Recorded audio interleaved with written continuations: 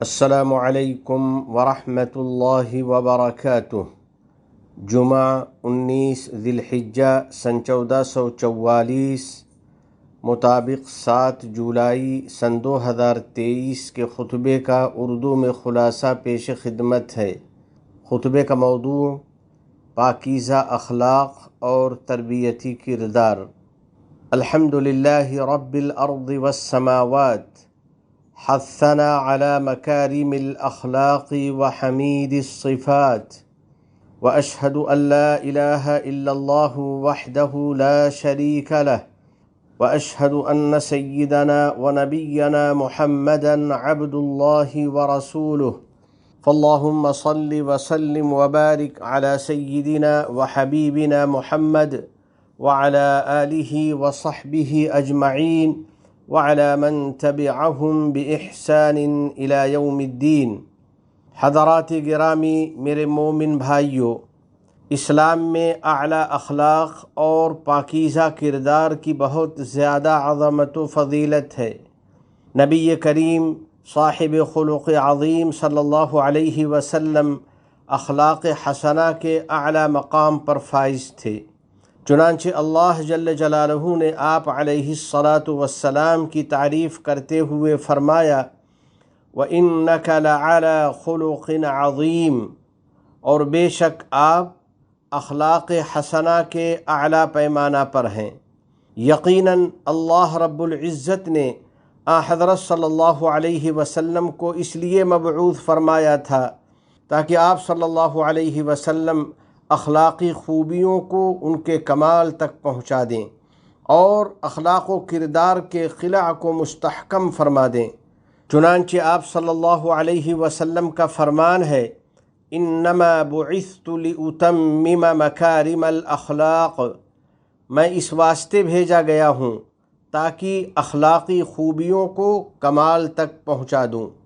اسی لیے رسول رحمت صلی اللہ علیہ وسلم نے ہمیں پاکیزہ اخلاق سے آراستہ ہونے اور اعلیٰ کردار اختیار کرنے کی ترغیب دی ہے، اور اس کو لوگوں کے درمیان فضیلت و شرافت کا معیار قرار دیا ہے۔ چنانچہ ارشاد ہے ان خیارکم احاسنکم اخلاقا، بلا شبہ تم میں سب سے بہتر وہ لوگ ہیں جن کے اخلاق تم میں سب سے زیادہ بہتر ہیں۔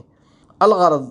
اچھے اخلاق والا مومن لوگوں میں افضل اور برتر ہوتا ہے، لوگ اس سے محبت کرتے ہیں اور اس پر بھروسہ کرتے ہیں، سب کی جانب سے اس کو مقام و احترام ملتا ہے اور آخرت میں اس کو بلند درجہ نصیب ہوتا ہے، کیونکہ عمدہ اخلاق کی برکت سے اس کا نامہ اعمال نیکیوں سے بھر جاتا ہے، جیسا کہ رسول اکرم صلی اللہ علیہ وسلم کا ارشاد ہے ما من شیء اثقل فی المیزان من حسن الخلق، میزان عمل میں حسن اخلاق سے زیادہ وزنی کوئی شے نہیں۔ پاکیزہ اخلاق و کردار اختیار کرنے والوں، اعلیٰ اخلاق کی بدولت مومن کو دین و دنیا کی کامیابی حاصل ہوتی ہے، اور وہ ان بندوں کی صف میں شامل ہو جاتا ہے جو طاعات پر مجاہدہ کرتے ہیں اور عبادات کا اہتمام کرتے ہیں۔ نبی کریم صلی اللہ علیہ وسلم نے فرمایا ہے ان المؤمن یدرک بحسن خلقہ درجات قائم اللیل صائم النہار، بلا شبہ مومن اپنے حسن اخلاق کی بدولت شب گزاری کرنے والے اور دن میں روزہ رکھنے والے کے درجات کو پا لیتا ہے۔ الحاصل، اچھے اخلاق کی بدولت بندہ دین و دنیا کی ترقی حاصل کرتا ہے، اس کا مرتبہ بلند ہو جاتا ہے اور اللہ کے نزدیک اس کو بلند مقام حاصل ہوتا ہے، یہاں تک کہ اس کو جنت کا اعلیٰ درجہ نصیب ہوتا ہے۔ سرور کونین صلی اللہ علیہ وسلم کا فرمان ہے انا زعیم ببیت فی اعلی الجنت لمن حسن خلقہ،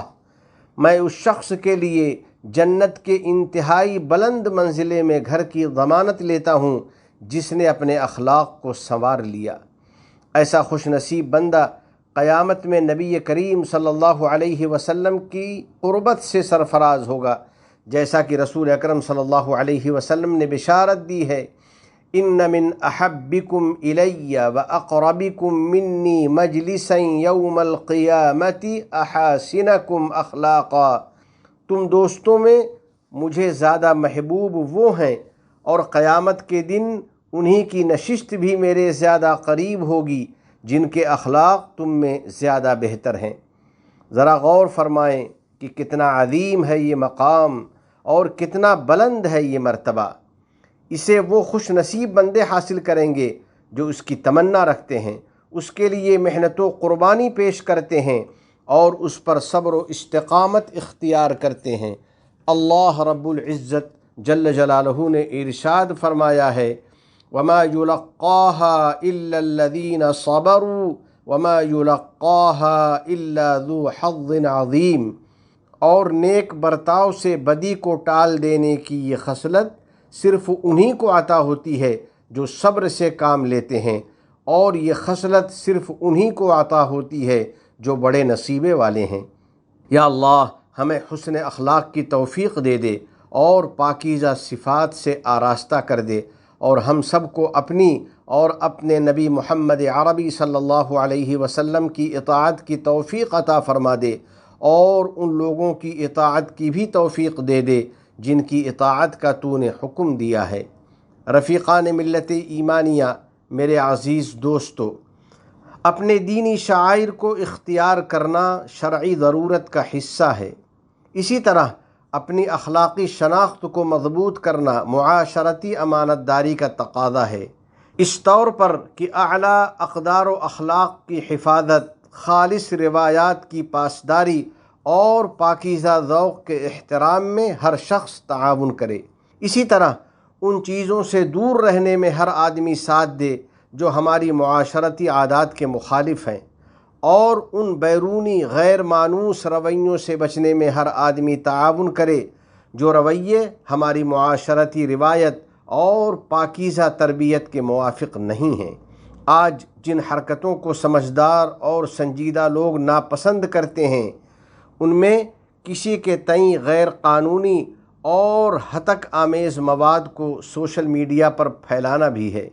جس کی وجہ سے پھیلانے والے کو قانونی کارروائی کا سامنا کرنا پڑ جاتا ہے۔ ملک کے متعلقہ ادارے ماں باپ اور فیملی کے ذمہ داروں سے اپیل کرتے ہیں کہ وہ اپنے بچوں کے تئیں اپنی ذمہ داریاں پوری کریں، ان کے اخلاق و کردار کی نگرانی کرتے رہیں اور پاکیزہ اقدار و روایات اختیار کرنے میں ان کی مدد کریں، تاکہ بیٹے اور پوتے اپنے آباء و اجداد کے طور طریقوں پر جوان ہوں اور لوگ ملک و ملت کی ثقافت اور قدروں کو نسل در نسل منتقل کرتے رہیں۔ اور ماں باپ کو چاہیے کہ وہ اپنے بچوں کی تعلیم و تربیت کے تئیں اپنی ذمہ داریاں پوری کریں اور اپنا قائدانہ کردار ادا کریں، بچوں کو دینی تعلیم دیں، معاشرتی روایات کے احترام کی ان کو ترغیب دیتے رہیں، ان کو آباء و اجداد کے ورثے کی قدردانی کی تاکید کرتے رہیں۔ اس سلسلے میں تمام اسباب و وسائل کو بروئے کار لائیں اور اپنی بھرپور کوشش کرتے رہیں تاکہ بچوں کو دین و دنیا کی کامیابی حاصل ہو، نیز ملک و ملت اور معاشرے کو بھی اس کا فائدہ ملے، اور رسول اکرم صلی اللہ علیہ وسلم کے اس فرمان پر عمل ہو، احرص علی ما ینفعک، نفع بخش چیزوں کو حاصل کرنے کی جستجو میں رہو۔ آخر میں بارگاہ رب العزت میں دعا ہے کہ الہ العالمین اپنے احکام اور نبی کریم صلی اللہ علیہ وسلم کی سنتوں سے سچی محبت نصیب فرما، ہمیں اور ہماری اولاد کو علم نافع اور عمل صالح کی توفیق عطا فرما، تمام گناہوں اور ہر قسم کی خرافات سے ہم کو بچا لے، ہمارے والدین، عزیز و اقارب اور پوری امت مسلمہ کی مغفرت فرما۔ اس ملک کے صدر ذی وقار شیخ محمد بن زائد، ان کے نائبین اور ان کے ولی عہد کو توفیق و عنایت اور صحت و عافیت عطا فرما۔ یا اللہ شیخ زائد، شیخ مکتوم، شیخ خلیفہ بن زائد اور دیگر مرحومین شیوخ پر رحمت نازل فرما۔ اس ملک کو دین و شریعت، علم و ثقافت، عزت و احترام، تعمیر و ترقی، صفائی و پاکیزگی اور حسن و جمال کا وطن بنا۔ متحدہ عرب امارات اور عالم اسلام سمیت پوری دنیا کو امن و امان کا گہوارہ بنا۔ وفقنی اللہ و ایاکم لصالح الاعمال، وصلی اللہ علی سیدنا و نبینا و حبیبنا محمد وعلی آلہ وصحبہ اجمعین وعلی من تبعہم بإحسان الی یوم الدین۔ السلام علیکم ورحمۃ اللہ وبرکاتہ۔